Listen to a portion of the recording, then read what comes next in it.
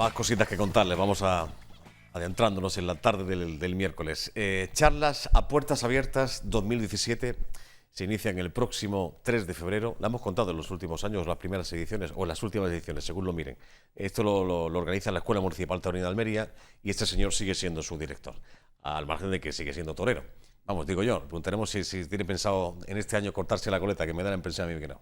Manuel Ruiz Valdivia. Ruiz Manuel, buenas tardes, bienvenido, maestro. Buenas tardes, Joaquín, muchas gracias. ¿Eso se pasa por la cabeza, Manuel, o todavía no? Lo de la coleta, me refiero. No lo veo como un acto a que proceda, no sé. No. Eso de cortarse la coleta, pues no lo veo. No lo veo. Vamos, que toree, que no toree, que toree más, que toree menos. Pero quiero decir que no es un pensamiento que ha pasado por tu mente. No. Oye, voy a dejar de esto ya de forma definitiva. No, Que estamos en una etapa más tranquila, pues sí. Pues sí, bueno. Pues pero que uno es joven y no sabe lo que va a pensar de aquí a un mes. Efectivamente, lo que puede pasar en el próximo año. Pero y más en la cabeza de un torero. Efectivamente. Sigues entrenando, sigues estando en forma y a disposición de... Sí, bueno, sigo yendo al campo, además que con mi actividad tan directa con la escuela, yo entreno con ellos, estoy alternando con ellos, vamos al campo, o sea que aparte que ya por ética yo no soy incapaz de dejar de estar en forma. Un curso que se iniciaba evidentemente a principios de año de la Escuela Municipal Taurina de Almería y que sigue dirigiendo Ruiz Manuel. Cuando trabajas con los chavales, esto imagino que se te pasa también por la mente, hablando de tus pensamientos internos. ¿Te acuerdas cuando tú eras chavalillo también, no? Y en fin, cogías por primera vez un capote y la muleta, claro. El ejercicio que se hace, ¿no? Claro, o sea, de momento puedo decir que cuando te dedicas a enseñar o querés transmitir lo que sabes, aprendes mucho, porque te das cuenta de tantas cosas que a lo mejor las tenías ahí interiorizadas, pero no sabías o no eras capaz o nunca te habías planteado exteriorizarlas. Bueno, ya son bastantes años, ¿no? Llevo desde el 2010 con la escuela y hace un rato estaba con ellos y hablábamos y siempre salen anécdotas. Siempre salen anécdotas y claro, las anécdotas pues las comparto con ellos. ¿Se las cuentas? Claro, en primera persona pues siempre son más reales. Bueno, y les encantan los viajes. Cuando vamos de viaje, pues vamos, mira, por este pueblo, toreé tal año, una novillada, una corrida y tal, y bueno, estamos todo el viaje hablando y contando las anécdotas, que al mismo tiempo de enriquecerles también les nutre de que esa experiencia forman parte de la vida de un torero, ¿no? Claro, así es. Ahora retomamos de nuevo la escuela, que me cuenta un poquito para hacer balance de cómo fue el año pasado, que según me cuenta Ruiz Manuel ha sido muy positiva, ¿no? Muy buena, balance sí. positivo. Muéstrame el cartel, si eres tan amable, Eduardo, de estas charlas que comienzan, como decimos, el próximo 3 de febrero, con una serie de invitados, conferenciantes que van a hablar de diferentes asuntos, teniendo al toro, evidentemente, como protagonista. Por ejemplo, la primera de las conferencias, Manuel, el 3 de febrero, 5:30, todas van a ser a las 5:30. Suerte fundamental del toreo, la Verónica. Emilio Lentisco, aficionado torino, yo creo que conocido por la gran mayoría de los almerienses. Sí, de los aficionados sí, además bastante apasionado de la fiesta de los toros y muy conocedor, ¿no? Siempre nos colabora con nosotros y nos aporta muchísimo. Esa quizás sea la charla de este año a puerta abierta más técnica, en la que bueno, pues se dedica más a lo que estrictamente hacemos los toreros, ¿no? La Verónica es un pase fundamental. Y después ya abrimos el abanico a otras charlas que son también todas indicadas para los alumnos, pero tratadas por especialistas. Pero esto es de puertas abiertas. Puertas abiertas, hasta porque completar aforo, como se suele decir, ¿no? Sí, bueno, lo de completar aforo es porque si llegamos algún día a llenar la plaza, pues que alguien se quede fuera, que no se enfade.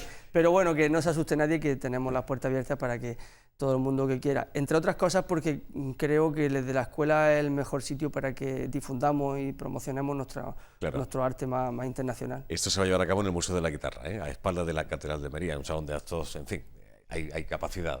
Y bastante moderno y bastante amplio. Hay butacas.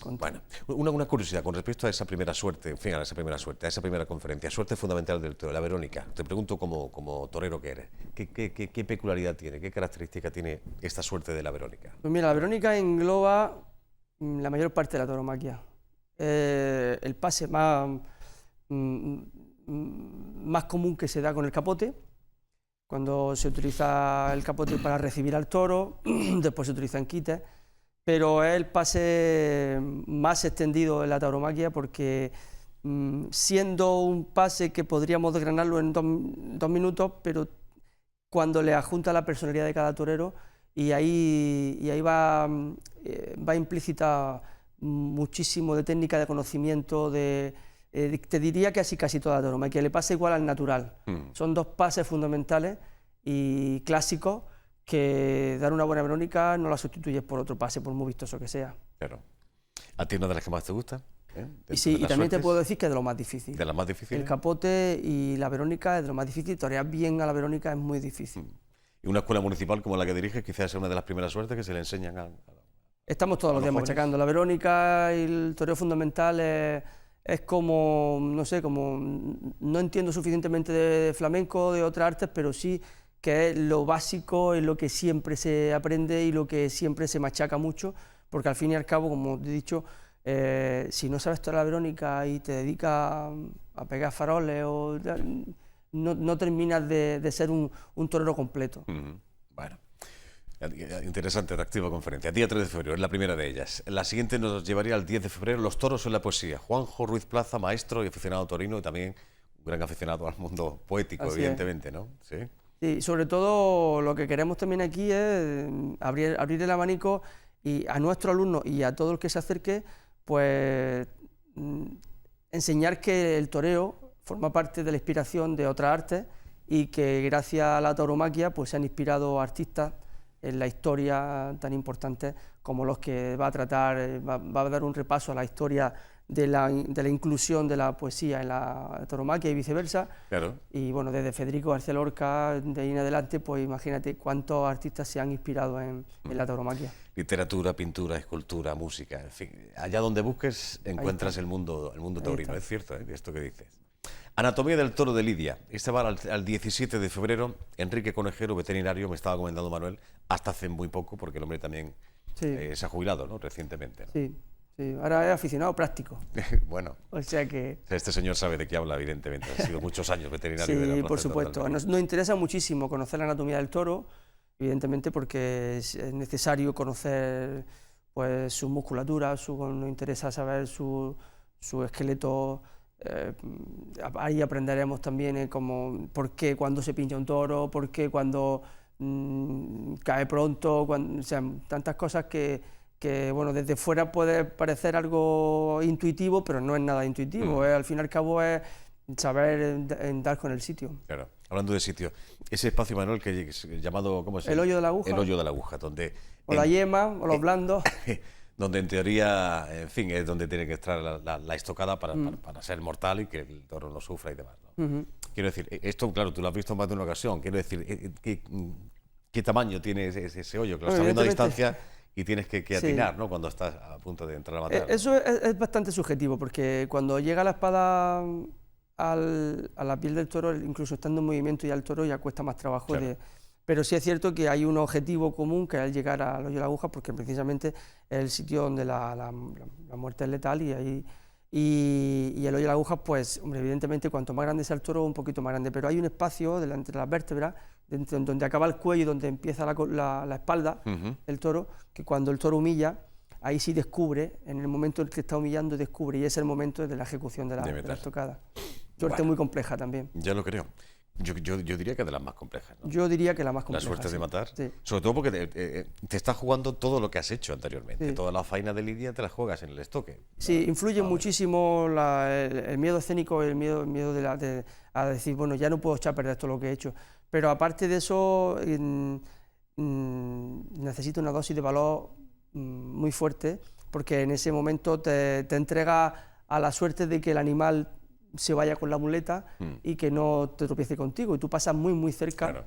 En fin. Eso cuando en fin, matar recibiendo, ¿no? Cuando... O al encuentro, incluso a volapié, ¿no? Que también, pero pasas muy cerca. De hecho, cuando entrenamos en el carretón, tienes que tener la conciencia de que tienes que ir derecho. Ahí se juega uno la vida sin trampa. Ya lo creo. La verdad que esto es, en fin, me acuerdo de las primeras entrevistas que yo te he hecho, en fin, hace ya muchos años, aquello de que cuando te ves venir un bicho de estos que te llega por el hombro, ¿eh? Sí. Más o menos tenemos misma altura, ¿no? Sí. No porque sea uno bajito, son bichos de 600 kilos con una...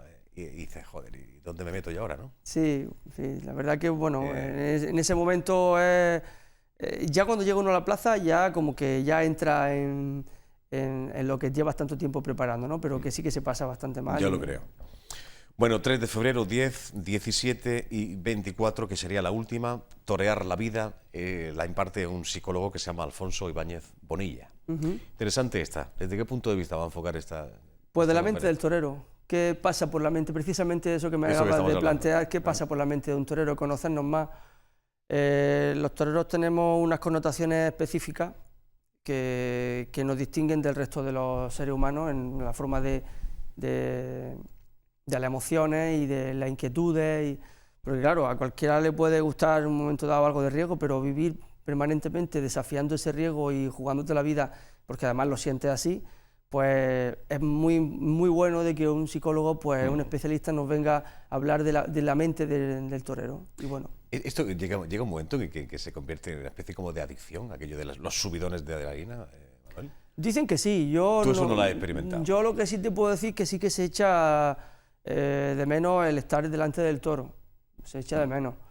Pero claro, cuando está en el hotel no se echa de menos, Claro. cuando está en el hotel se echa de más. Pero sí que forma parte de ese pasar ese miedo, forma parte de la liturgia del torero. Y como te has pegado 2 conas, que te tiras 2 meses en una cama, tampoco se echa de menos, ¿verdad? Estás loquito por levantarte. Loquito por levantarte. 2 meses has dicho, son mucho. Claro, bueno. Si pueden ser 2 semanas, perfecto. Siempre se ha dicho, se ha puesto de ejemplo a los toreros. Está hecho de la pasta como de los toreros. Quiero decir, esto es una frase hecha que tiene que ver con esa rehabilitación o recuperación tras una acogida. Sí, eso sí lo comentan los médicos, los especialistas que... Pero ¿y esto por qué? ¿Por qué tenéis otra forma de...? Bueno, pues irá también en esa mentalidad. Esa también, mentalidad, ¿no? Porque al fin y al cabo yo creo que humanos somos todos y la química de nuestro cuerpo es la misma, pero sí es cierto que la motivación y las ganas de superación y de salir adelante y de recuperar, vamos, como que las carnes se cierran antes. Ya lo creo. Bueno, lo iremos contando, al igual que hemos hecho en años anteriores, hablando con los conferenciantes. La primera, recuerdo, 3 de febrero, Museo de la Guitarra, a espalda de la Catedral, a partir de las 5:30. Resumidamente y rápidamente, Manuel, balance de 2016, vamos ahora con la Escuela Municipal. Pues mira, podemos presumir de una gran escuela ahora mismo, con un nivel extraordinario. Acabamos el año pasado con uno de los alumnos que acabó debutando con picadores, con Sergio Roldán, que fue nuestro estandarte el año pasado. Siempre la apuesta pues se hace por un novillero que esté apuntando, un alumno que esté apuntando. Y el año pasado fue su año definitivo, digo su año y nuestro año de la escuela, porque fuimos los representantes de Andalucía en Aguascalientes, en México, fuimos a la Plaza Monumental de México, también invitados como uno de los novilleros sin picadores en alumnos de escuelas taurinas. Digo que 4 escuelas taurinas de Europa fueron a la Plaza México y una fuera de Almería. Y bueno, pues la cantera, pues los resultados hacen que la escuela pues se posicione. Aparte también nuestras actividades también completan un programa bastante amplio y que, bueno, que seguimos con ese nivel, que lo difícil será mantenerlo y que ahora disponemos también de tenemos otros chavales en cartera que también prometen y que está abierto el plazo, que cualquier chaval que quiera apuntarse, porque no sepa nada, ahí estamos desde cero. Esto hay que partir de cero, no hace falta que tener una idea, en fin, más o menos quien se acerca a una escuela municipal taurina es porque Gana. En primer lugar le gusta, ¿no? Es Totalmente. aficionado, ¿no? Y algo sabe, pero que no hace falta ser No tiene por qué saber. un gran virtuoso. Pica el gusanillo y ahí acude. Esto quería preguntarte sobre esa afición, esa cantera. ¿Hay interés por parte de Sí, la juventud? tenemos un flujo bastante bueno de chavales. En una capital o una provincia como la nuestra tenemos 20 alumnos y de todas las edades y que van entrando, otros van saliendo, pero que tenemos bastante trabajo con los chavales de Almería. ¿Hay ninguna chica que se anime a acercarse? De vez en cuando, sí. ¿Sí? El año pasado tuvimos una y bueno, pero igual que te digo que de los 20 vas a conocer de aquí a 2 años a lo mejor 2 o 3, el resto, y si esa chica destaca, pues seguro que será de las que estén ahí. Pero que chica o chico, el toro no entiende de sexo. No, evidentemente. Mira que es complejo y complicado. Tú, y apasionado. Mejor que nadie lo sabe, Manuel, que convertirse en figura del toreo. Así es.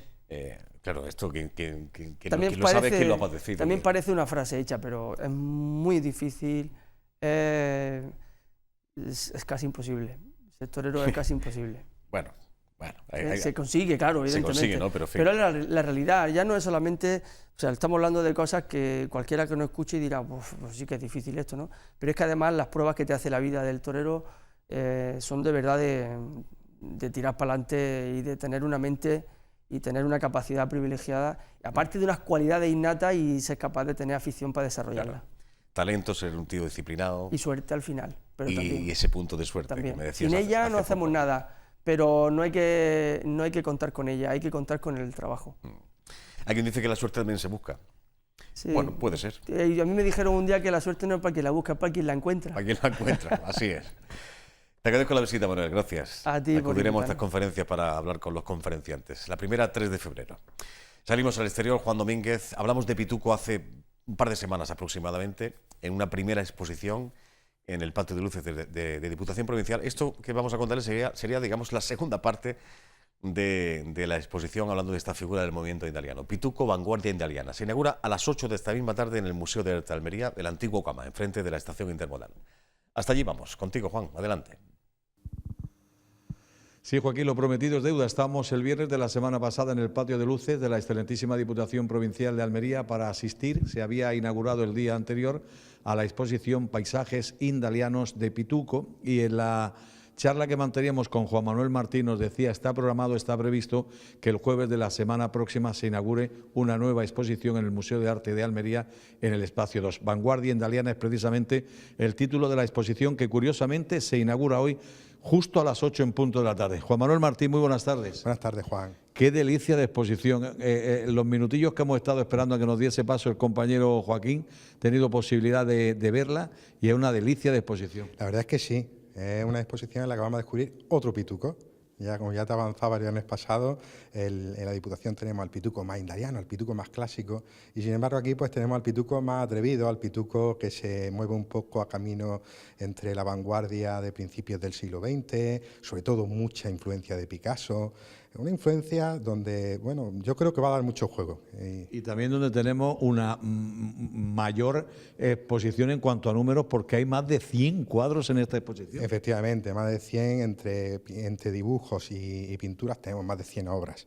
En la Diputación el principal problema es el espacio que siempre tenemos. Es precioso y maravilloso, pero con limitaciones de... Pero pequeñito. de metros cuadrados. Aquí tenemos muchos más metros lineales, con lo cual pues podemos disfrutar de mucha más obra. Y por eso también ese doble juego, ¿no? de vanguardia indaliana en este caso, y en el caso de la Diputación el paisaje indaliano. Hizo mucho menos paisaje, hizo mucho menos obra de temática puramente almeriense indaliana, y entonces por eso aquí dejamos aquello que no tiene tanto vínculo con esa faceta de su obra, sino con temas muy sueltos, aunque muy recurrentes. Como seguramente ya están viendo nuestros telespectadores, el modelo y el pintor, cabezas de una factura impresionante, donde no hay nada que parezca la realidad, todo lo contrario, desnudos, que también será un tema muy recurrente. Otro tema recurrente serán los bodegones, de los cuales tenemos algunas de las mejores piezas que pintó a lo largo de toda su vida, y también un tema que hemos querido reflejar un poquito nada más, porque hizo muchísimo, pero está muy repartido entre colecciones almerienses, que son también los arlequines, un tema muy picasiano, pero que Pituco le dio un toque personal, muy personal. Juan Manuel, como comisario de la obra, ¿qué recomendación harías a los espectadores que nos estén viendo en este momento, que sean amantes del mundo de la pintura y que quieran ver esta exposición? ¿Les recomendarías que viesen primero la de la Diputación Provincial y luego se viniesen al lugar en el que nos encontramos? Sí, yo creo que sí, que esa sería la forma lógica de ver la exposición. También por eso inaugurábamos la semana pasada, primero Diputación, y esta semana lo hacemos. Eso se hacía con anterioridad. Claro, para que la gente tenga esa oportunidad de ver primero aquella obra y ahora disfrutar de esta obra. Y aunque la obra no es continua en el tiempo, es decir, no es más antigua la obra que hay en Diputación que la que tenemos aquí, sino que tenemos obra de la misma época en los dos sitios. Lo que sí queríamos era que se viese ese doble pituco, ese pituco que tiene ese toque vanguardista, ese toque muy cercano a lo contemporáneo, y ese toque indaliano, también contemporáneo, también muy moderno. En su época hay que recordar que los indalianos fueron, pues casi que una de las cotas de la modernidad en España, pero que esto nos recuerda más a lo que se estaba haciendo en París, a lo que se estaba haciendo en todo Centro Europa, que era donde estaba la vanguardia. Y yo creo que sí, que lo ideal es ver primero lo que tiene esos vínculos con los indalianos, para luego llegar aquí y ver cómo lo indaliano, aunque nos pueda parecer que por ser almeriense no tiene ese vínculo con lo que se hacía afuera, sí lo tiene, es muy evidente. Juan Manuel, para las personas que no nos viesen la semana pasada en la charla que manteníamos en la Diputación Provincial, de bien nacidos es el ser agradecidos y recordar que esta exposición sería imposible sin el concurso en esencia de la familia precisamente de Pituco, ¿no? Sí, efectivamente, si no fuese por Francisca... Aparte de otros organismos, pero en esencia la familia. La familia y un coleccionista que ha estado muy pendiente de todo el tema y que han ayudado muchísimo, que es José Manuel Marín, que la verdad es que hay que agradecerle a que hayan puesto todo el esfuerzo y todo el cariño en esta exposición, porque si no, por muchas ganas que nosotros tuviésemos de mostrar a Pituco, habría sido imposible. La verdad es que la semana pasada, además, tuvimos la suerte de contar con Francisca, con su viuda, en la inauguración, y estaba emocionadísima de ver la exposición. Yo creo que hoy, cuando vea esta segunda parte, pues la emoción la volverá a embargar seguro. Confirmada también que viene hoy, ¿no?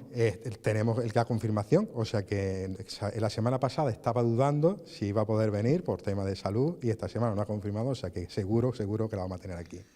Última cuestión, hasta el Día de los Padres, hasta el día 19 de marzo es cuando va a estar la misma, ¿no? Efectivamente, hasta el domingo 19 de marzo la tendremos, muchísimo tiempo, muchísimos fines de semana para poder disfrutar de esta exposición y ver y conocer la obra de un artista que, como decíamos la semana pasada, durante mucho tiempo ha permanecido un poco olvidado, un poco en ese olvido indaliano que tantos y tantos artistas se mueven y que, bueno, hemos tenido la suerte de, gracias a la familia, gracias a las instituciones, a la Diputación, al Ayuntamiento, a la Fundación de Arte Ibáñez Cosentino, pues tenemos la posibilidad de disfrutar ahora.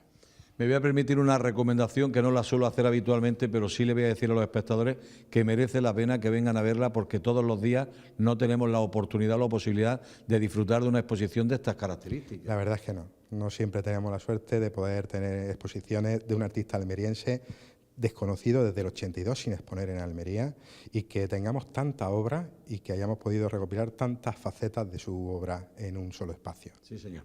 Juan Manuel Martín, mil gracias, amigo. A vosotros Muy siempre. amable. Joaquín, pues sí, lo digo cada día, que intentamos estar donde está la noticia, sin lugar a dudas, una de las noticias hoy en el ámbito de la cultura en la capital almeriense no es otra que la inauguración de esta exposición 8 de la tarde, aquí en el Museo de Arte de Almería, en el Espacio 2, era la semana pasada en la Diputación, hoy aquí, la obra, sensacional obra, todo hay que decirlo, de Pituco. Así es, Francisco García Jiménez, Pituco, pintor indaliano.